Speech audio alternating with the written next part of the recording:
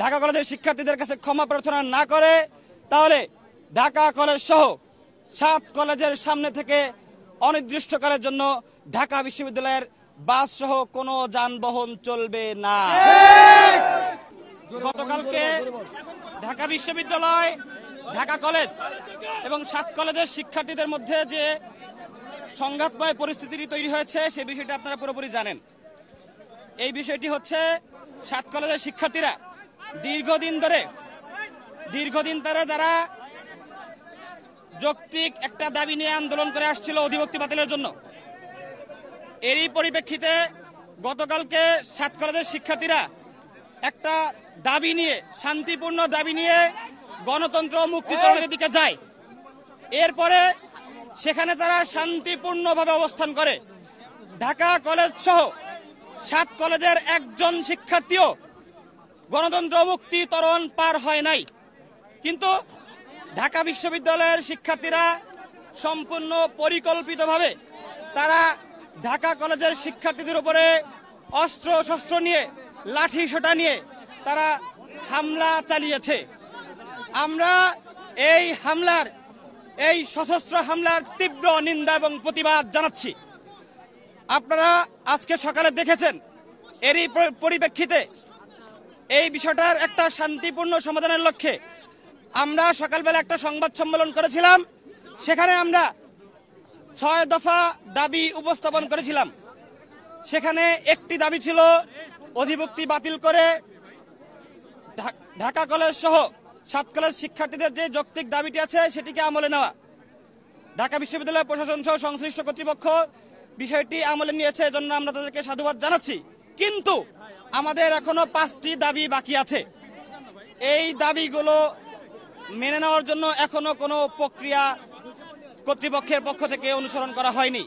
আমাদের গুরুত্বপূর্ণ দাবিগুলোর মধ্যে রয়েছে, গতকালকে ঢাকা বিশ্ববিদ্যালয়ের শিক্ষার্থীরা আমাদের ইডেন কলেজ, বদরুন্নেসা কলেজের সহ 7 কলেজের নারী শিক্ষার্থীদের নিয়ে কুরুচিপূর্ণ মন্তব্য করেছে, অশালীন অঙ্গভঙ্গি করেছে। এই দায় নিয়ে ঢাকা বিশ্ববিদ্যালয় কর্তৃপক্ষকে অবিলম্বে ক্ষমা প্রার্থনা করতে হবে।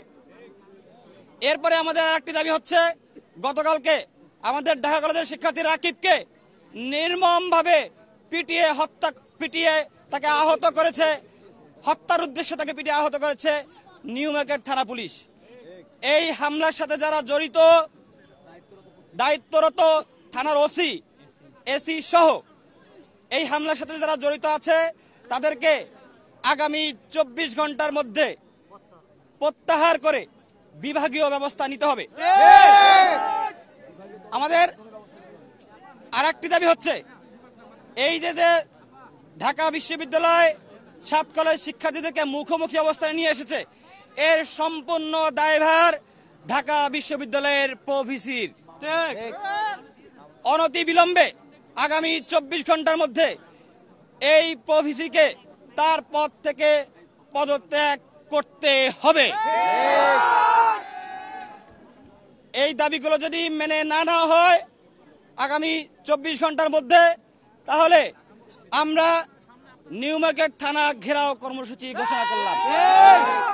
সেই সাথে ঢাকা বিশ্ববিদ্যালয় প্রশাসন যদি প্রভিসির বিরুদ্ধে আমাদের দাবি মেনে না নেয় এবং তারা যদি আমাদের সাথে ঢাকা কলেজের শিক্ষার্থীদের কাছে ক্ষমা প্রার্থনা না করে, তাহলে ঢাকা কলেজ সহ 7 কলেজের সামনে থেকে অনির্দিষ্টকালের জন্য ঢাকা বিশ্ববিদ্যালয়ের বাস সহ কোনো যানবাহন চলবে না।